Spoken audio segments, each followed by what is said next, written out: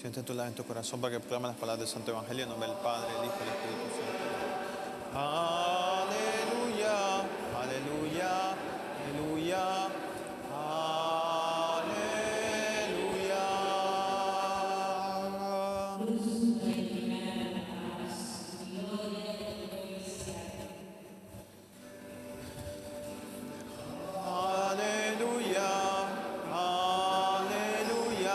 Aleluya, aleluya, aleluya, aleluya.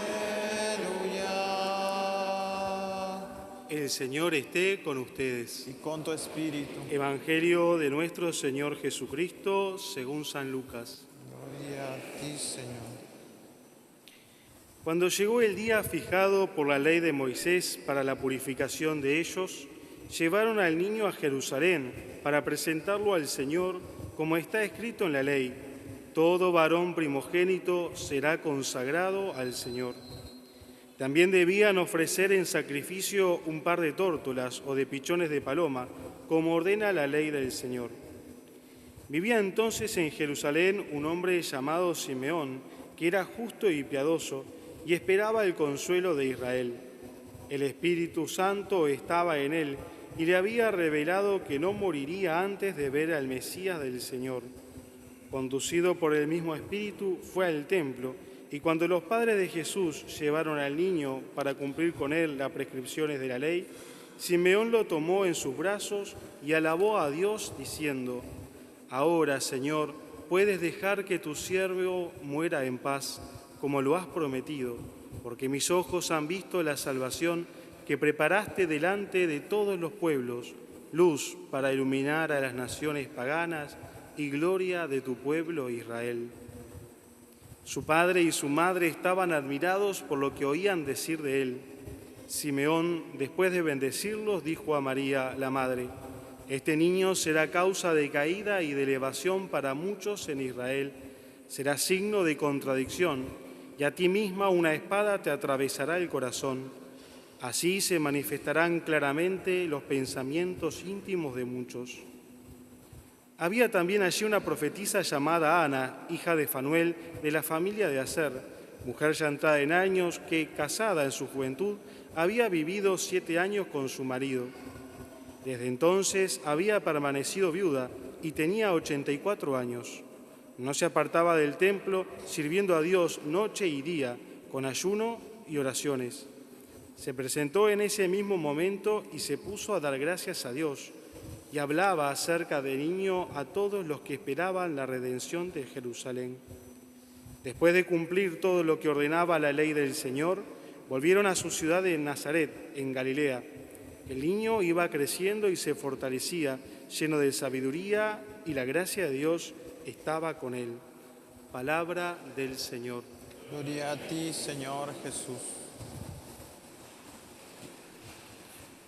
Hoy celebramos la presentación del Señor en el templo, este rito que el Señor pedía desde el Levítico hacer a todos los judíos, que el primer hijo primogénito de las familias fueran presentado ante el Señor en el templo, como un recuerdo de la liberación del pueblo de Israel de Egipto, cuando el Señor se llevó a los primogénitos de los egipcios y perdonó, digamos, la vida de los hijos del pueblo de Israel. Entonces, en recuerdo de esas obras del Señor que consiguieron la liberación para el pueblo, pedía que el primer hijo fuera presentado al Señor, no como los animales que tenían que ser sacrificados, los primeros de sus, digamos, de las primeras producciones que tenían que ser sacrificados, sino los niños eran presentados al Señor, consagrados al Señor.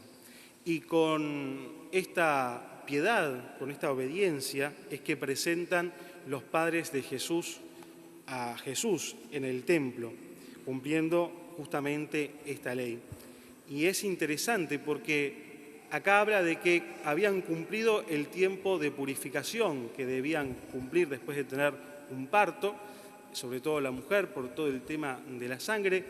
Y sin embargo vemos que en realidad la Virgen María esto, podríamos decir, no lo precisaba, que ella, virgen antes, durante y después del parto, e inmaculada ella, perfecta ella en ese sentido, no precisaba purificarse.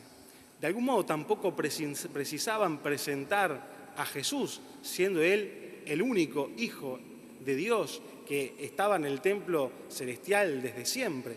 Sin embargo, ellos con sencillez, con devoción y con obediencia a las leyes del Señor, deciden ir y presentarlo. También aquí Lucas recalca la pobreza de la Sagrada Familia de Nazaret, porque dice que llevaban estos pichones de paloma, ¿no?, que en realidad era la ofrenda que se le proponía a los pobres, los que tenían mayor poder, digamos, adquisitivo. También podían presentar cordero y tórtolas, y es distinto aquí a la ofrenda que presentan los padres de Jesús. Y vemos cómo el Señor, que es el único que eligió en qué familia nacer, decide nacer en una familia pobre. El único ser humano que tuvo la oportunidad de elegir cuál sería su primer cuna, quiso nacer ni siquiera en una cuna, en un pesebre, en un comedero de animales. Como el Señor llega hasta nuestra humanidad a salvar todo lo que es lo que representa nuestra humanidad. Llega hasta lo más profundo, llega hasta la pobreza para salvar, para redimirlo. Y vemos entonces cómo también se presenta esta humildad y sencillez de Simeón y de Ana, estos judíos fieles que esperaban en el Señor, esperaban la llegada del Mesías y son capaces de reconocer en este niño, como tantos otros que seguramente no habrán entrado, porque creemos que en Jesús no habría grandes diferencias físicas, siendo un niño con los otros niños del tiempo, pero son capaces de reconocer al esperado de todos los tiempos, al Mesías. Cuando nace un niño en una familia, siempre uno proyecta muchas esperanzas en él y uno dice, ¿qué llegará a ser? Ellos no necesitaban proyectar esperanzas imaginarias, sino que reconocían en Jesús ya el cumplimiento de la promesa de Dios.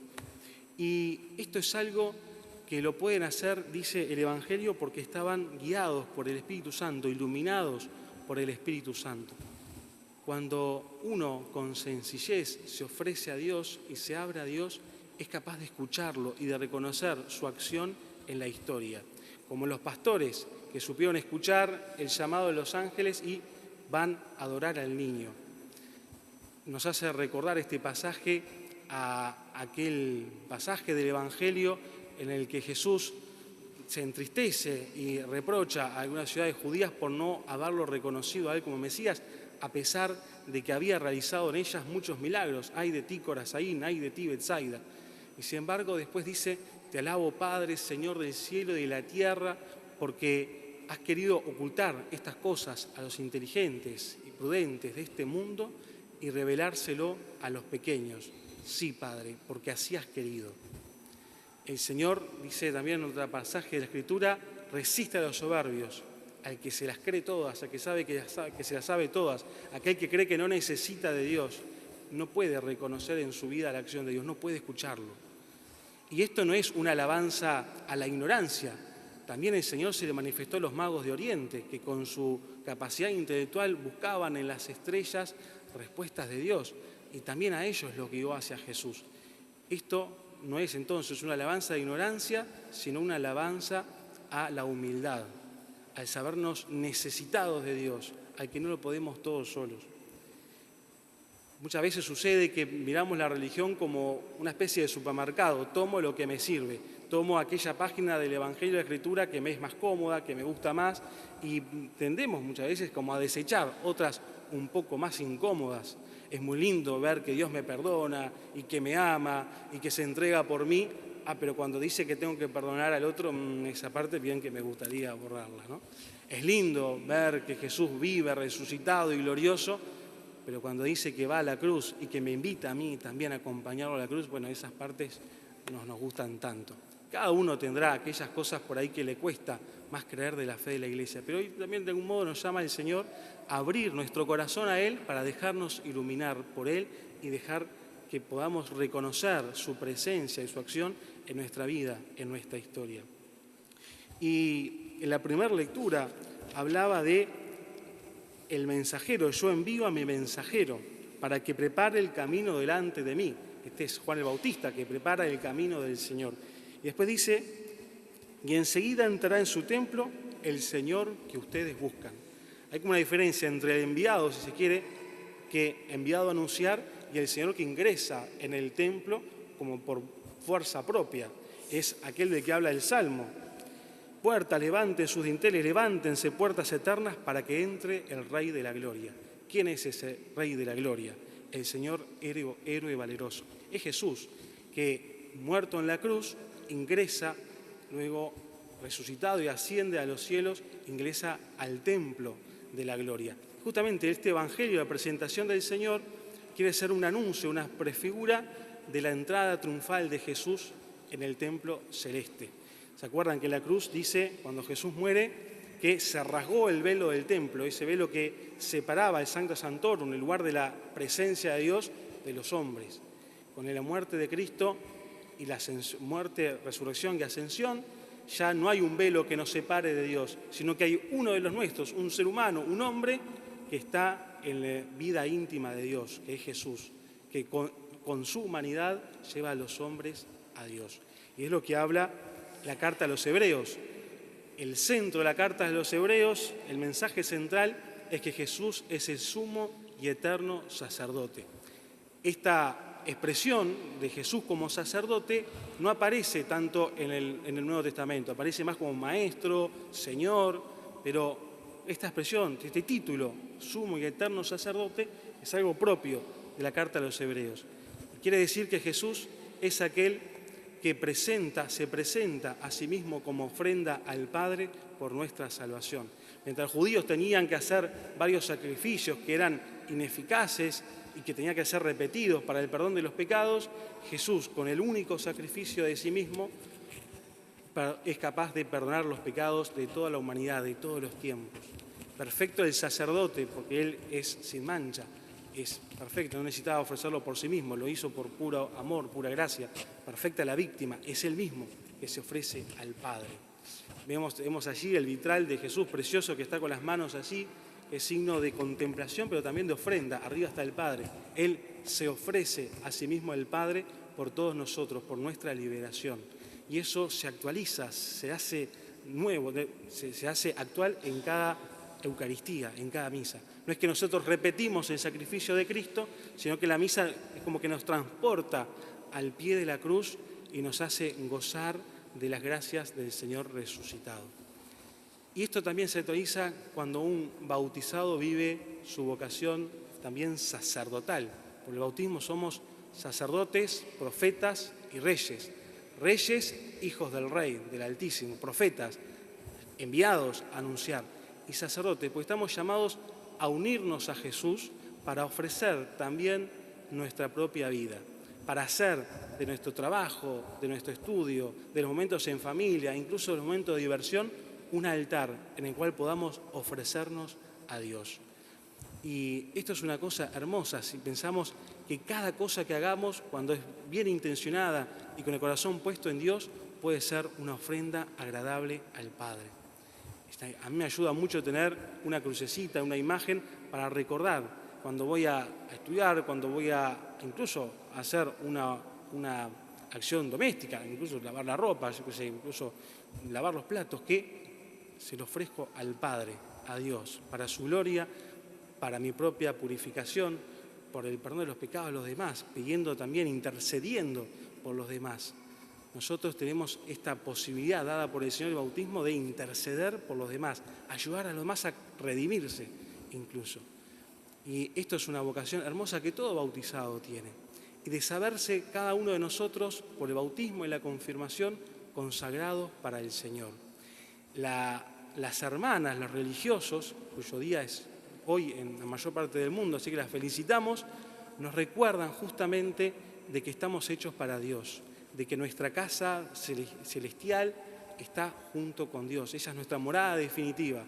Con su pobreza nos recuerdan que los bienes temporales son buenos, pero que son buenos y están dirigidos hacia Dios. Con su castidad nos recuerda de que nuestra pasión ha de ser siempre el Señor. Con su obediencia nos recuerda que nadie es tan libre que cuando obedece al Padre. Y entonces, esto es la cosa quizás más importante en la vida religiosa. No lo que hagan, sino que cuando viven su consagración religiosa nos recuerdan que estamos llamados nosotros a vivir para Dios y nos recuerdan el llamado que tenemos de vivir para siempre en el cielo. Que María, ella la primer consagrada del Señor, la Candelaria, porque lleva en su seno a la luz del mundo, nos ayude a vivir nuestra vocación bautismal y a anunciar, como Ana, a los demás, que el Salvador ya vino, que está entre nosotros y que nos ama infinitamente.